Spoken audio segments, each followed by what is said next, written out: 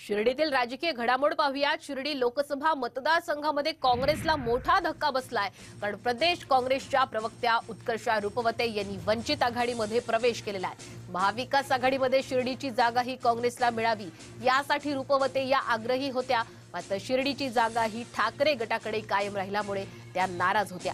दरम्यान आता रुपवते यांना वंचितकडून उमेदवारी मिळण्याची शक्यताही वर्तवली गेलेली आहे। तसं झाल्यास शिर्डीमध्ये यावेळी आता तिरंगी लढत होण्याची शक्यता आहे। शिंदे गटाकडून सदाशिव लोखंडे, ठाकरे गटाकडून भाऊसाहेब वाघचौरे आणि वंचितकडून रुपवते यांच्यामध्ये ही लढत होणार असल्याची शक्यता वर्तवली जाते।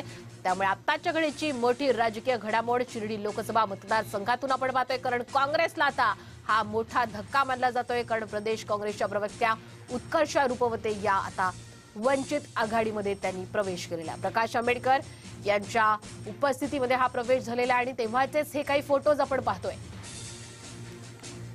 तर नेमकी शिर्डीमध्ये ही कशा पद्धतीने तिरंगी लढत होती आपण पाहूयात ग्राफिक्सच्या माध्यमातून। सदाशिव लोखंडे हे शिवसेना शिंदे गटाचे उमेदवार असतील, तर ठाकरे गटाकडून भाऊसाहेब वाघचौरे हे रिंगणामध्ये आहेत। आता वंचितकडून कदाचित उत्कर्षा रुपवते या लोकसभेच्या रिंगणामध्ये पाहायला मिळू शकतात।